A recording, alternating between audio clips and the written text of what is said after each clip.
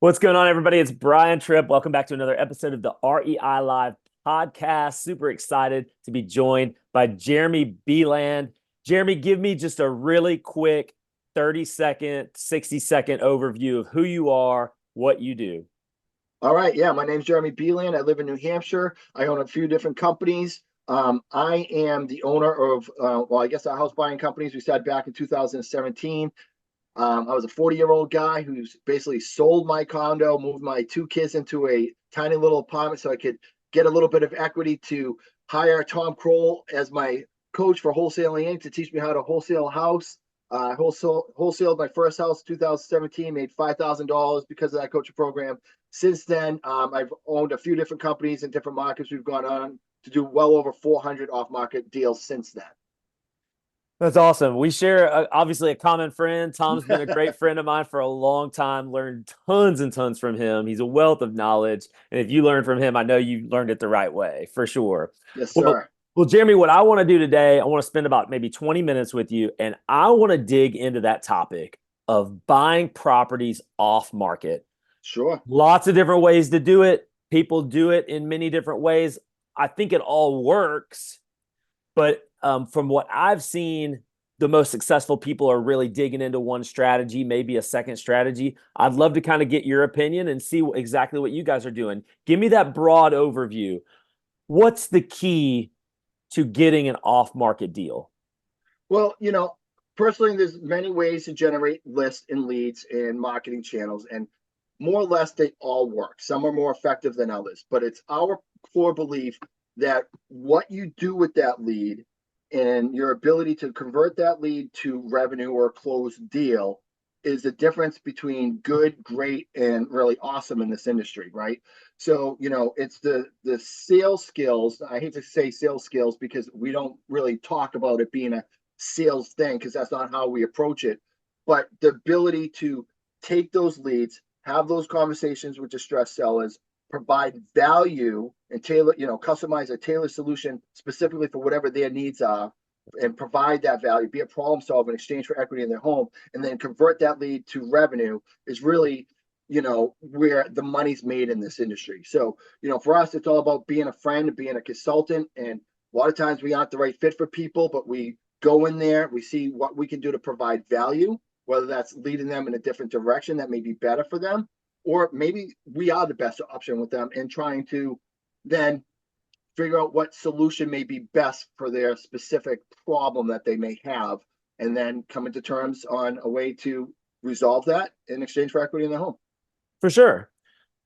Definitely. I want to get back to, I want to ask you about the sales skills. I think it's super important, even though you may not consider it necessarily sales. Those are typically the best salespeople, the ones that are Yeah, not trying to old school sell me on something. correct. But I want to start, Jeremy, I want to start with like the lead and maybe even the list. Like, let's start at the very beginning of how am I getting an off-market deal?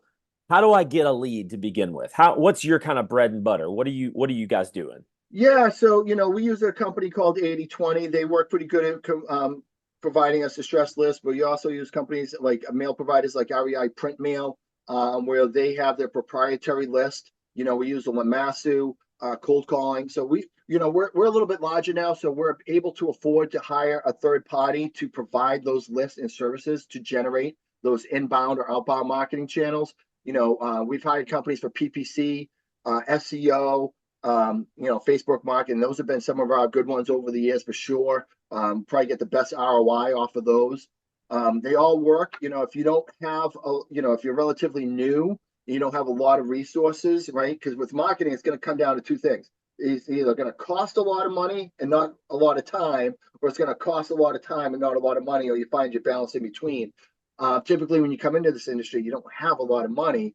So when that comes, then that happens. Like when our students come in, they don't have a lot of marketing money. I'd like them to just get some local government lists, your code violations, your tax delinquent list, your eviction list. Those are the lists that we worked early on for the first few years when we got started with Tom and the Wholesaling Inc. business. And then just a basic, letter or postcard mailing piece, I feel is very Mhm. effective. It's very scalable, allows you to really work on, getting to those leads quickly, managing those leads, nurturing those leads, being, and obviously responsive to those leads. A lot of people are working a full-time job when they come in. So I feel like that's very manageable. Cold calling, obviously, is very cheap, but requires a ton of time. And you could be cold calling for 3 hours a day, 5 days a week, 6 days a week, week after week. And it could be 6 weeks of doing that before you get your first deal. Most people burn out before that ever happens. Yeah. My personal opinion with cold calling, when you're new, it's just a motivation killer. It's just I agree. I think that this business is just it works off of momentum, and it's a momentum stopper. And Right. there are the few out there that can really, they're bulldogs and can really do it. That's not most personalities that I found when I coach. So when you're coaching, you're teaching someone who's brand new, might not be may not have a lot of money, but may have a little bit of time. Usually you've got one or the other. And even if you got a full-time job and you're just starting in this business, you're going to recommend to them government lists. That's how I started. But and then a cheap mail piece. Yeah, I like that to get started. We don't work with just newbies. Obviously, we work with experienced investors too. A lot of people, they have their sales guys come work with us at the actual acquisition team to get more of a high level coaching. But when you're new, yeah, I like just a basic market piece, mailing piece. Listen, probably like my bread and butter when I first started off, this was off a little white postcard that was Mm. handwritten, that was super, super cheap. And we made a ton of money off of that, right? It's not going to be the great response rate. You may send out 1,000 letters and only get 1% return, right? And then you're going to have to get 30, 40, 50 of those returns before you can actually get a deal, right? So you could be talking about 5,000 letters, 7,000 letters before you get that deal. But that deal could also be $5,000, $25,000. And I feel like that's just a real simple way, because this business, as you know, is hard, and it takes you your first 3 or 4 months to get your first deal. And it allows you not to have your motivation sucked dry like cold calling does. And I love that you mentioned that, because I feel exactly the same way.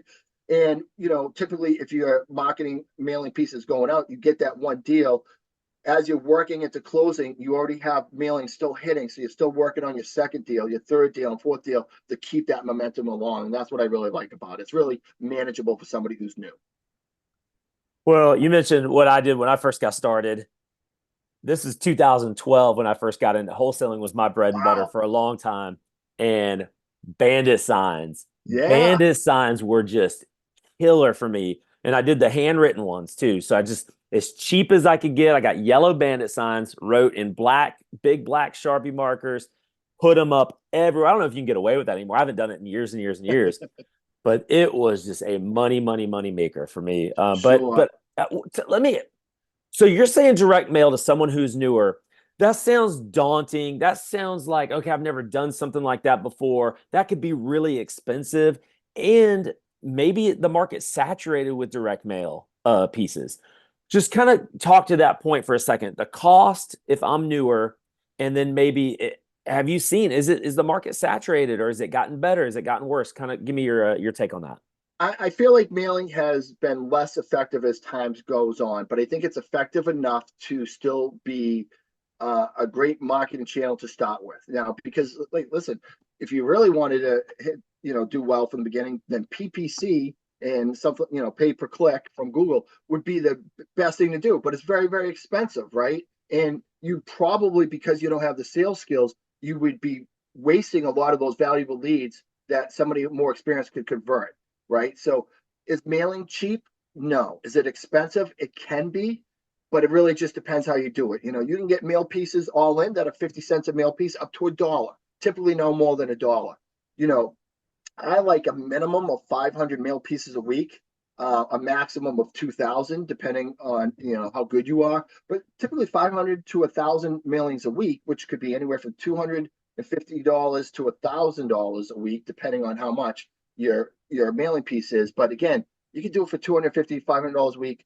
You do need to realize that it's probably going to cost you, 2,500 bucks a month in mailing pieces, and you're probably going to need two, maybe 3 months of that before revenue starts coming in. But that's just the reality. It's bandit signs. We did them. We just showed up in our memories the other day. We went down to the Boston Customs because Brent Bowers, I'm sure you know him, he hooked us up with the guy to get them made out of China. We had to go pick up this pallet of 2,500, and it was a big thing. But they don't really work, and it's hard to Mm, scale. And I wouldn't waste my time, money on that. And they're not really legal in most places anyway. But yeah. I feel like mailing is still a cost-effective way to do it. I think it's hard to believe that you can do this business without any money in it at all. I just don't think that's realistic. There's going to Yeah. be some costs. If you really want a cold call, you could do it for basically nothing. But again, it's really, really hard to succeed there. I've yet to find anybody who started out as a cold caller that's scaled into something bigger. Yeah, well, the scalability is, you're absolutely right about that. And, from a marketing standpoint, direct mail is definitely a good route to go for sure. You've mentioned something now 2 times that I want to spend the next maybe 10 minutes talking about, because I think that this is the key to the whole thing. You can go get government lists like you talk about. You can get tax lien lists are practically free. You mentioned, I mean, there's so many like water cutoff lists. Yes. I know I never did this, but Tom talks about the felony list or people going to Yeah. Yeah. jail The or rest something. list. Arrest Yes. list. I Yeah. never did that. Yeah. But there are, I'm trying to think. I know the tax delinquent There list. was Oh, the garage sale, code violations, code violations was our big one that we did. probate. There's Probate was notice of harder to get default. for Yeah. probate was a little bit harder to get. Anyway, any type of government list that's sometimes free, sometimes next to free. It's Yeah. pretty It's pretty close to cheap. free. Sure. So taking that list, giving it to a mail provider, like you mentioned REI Print Mail that we've got relationships with, and I'm sure you do too. And getting a cheap mail piece, a cheap postcard's going to cost you what, 33 cents Yep. all in, a cheap one Yep. per piece.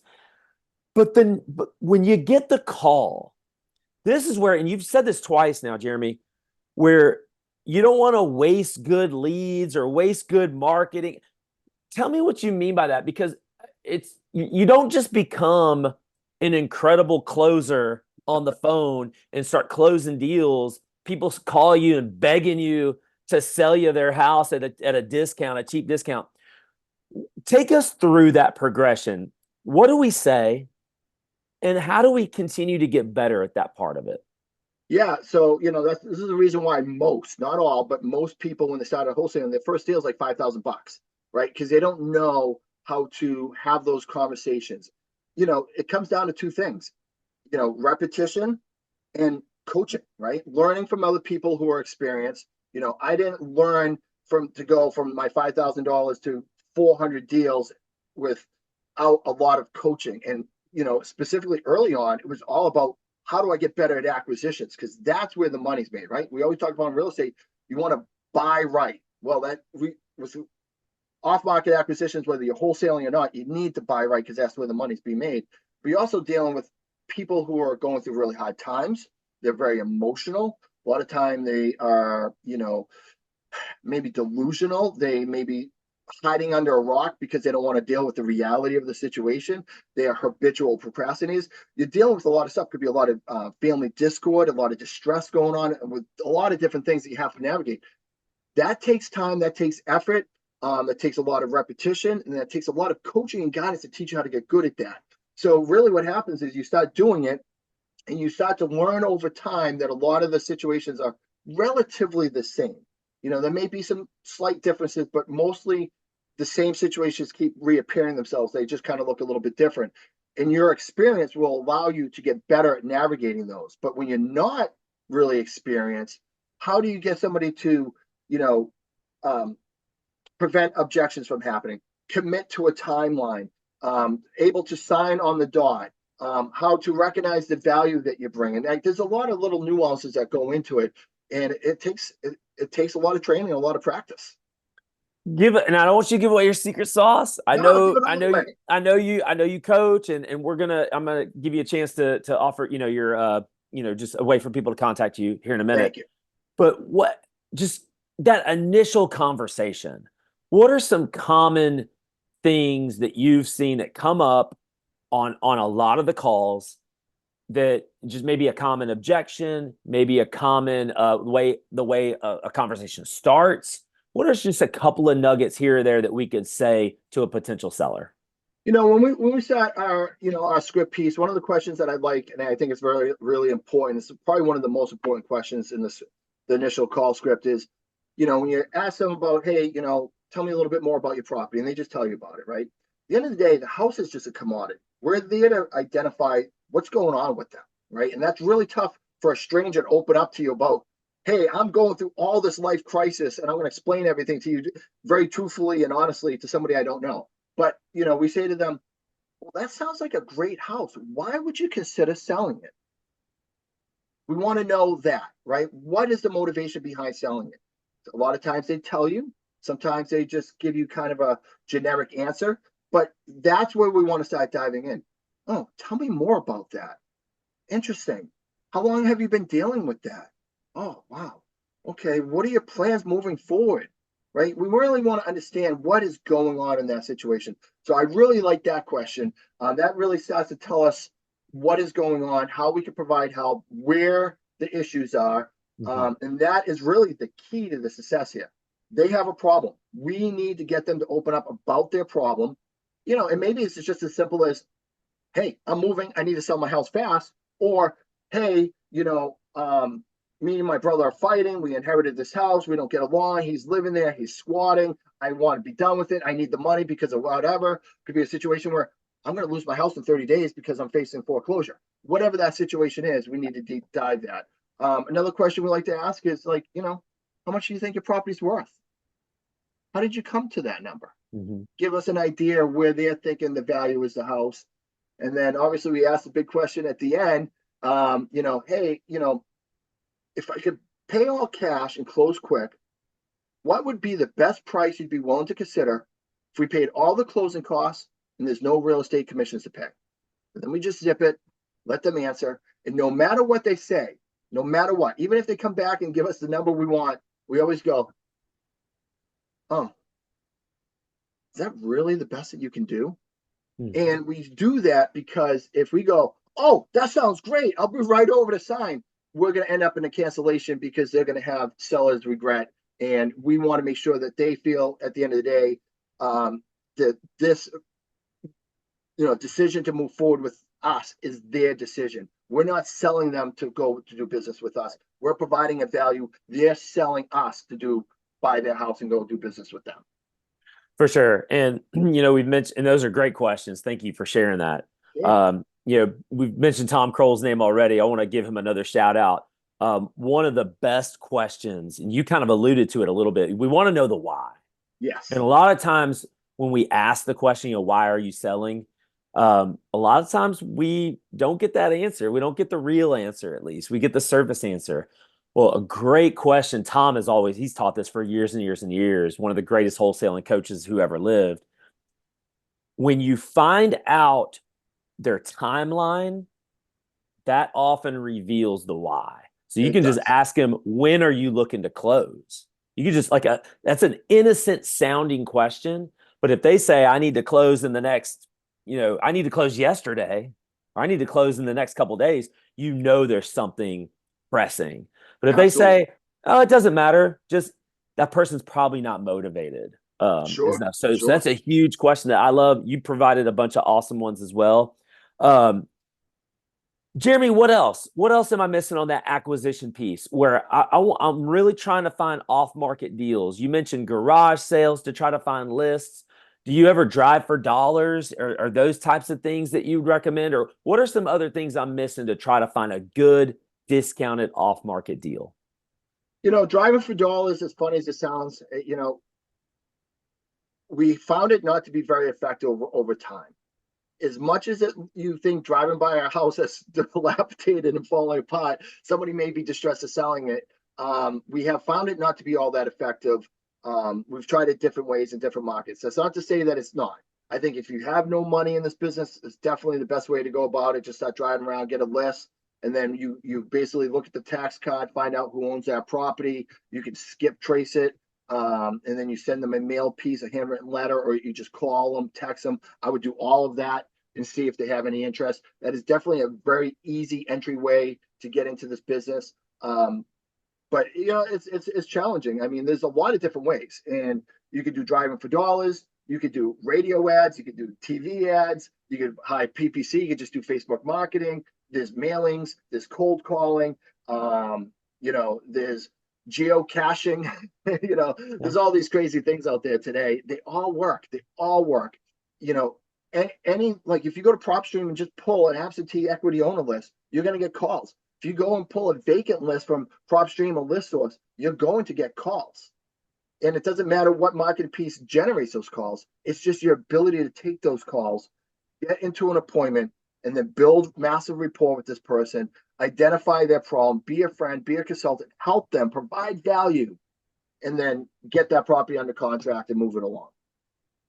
Absolutely. Couldn't agree more. Jeremy, thank you so much. I wanted My to pleasure. just get right to the meat and potatoes of the thing. In the old days when I used to do this podcast, we'd go on for an hour. How you doing? Oh, what you been up to? And just, I love man, getting to the meat and just potatoes. want to get to the meat and potatoes. Man, Jeremy, tell everyone who's listening or watching this how they can get in touch with you if they heard they heard something they liked, something struck a chord. Give us your Instagram or your Facebook or whatever it is, and then a way people can reach you. I love that, Brian. Just join us on our Facebook group, REI Freedom, over here on over my shoulder. It's a private Facebook group. We don't list properties for sale or anything like that. Actually, me and the great Dan Toback, who's done over 600 deals himself, all we do is do live training videos all the time where we give free coaching away for free. It's a place where you can come and learn the skills to take those leads to generate more deals and get your conversion ratios even better. And again, it's free. Just come in there. It's a lot of great content. We'd love to connect with you, ask us questions. We'll do our best to answer everything. That's awesome. Shoot me that link so I have that, and I'll I put will. that in the notes. And guys, that's how you can get a hold of Jeremy. Really appreciate you for joining us, Jeremy, and My appreciate pleasure. all Thank you you. guys for listening, watching along. We're going to see you on the next one.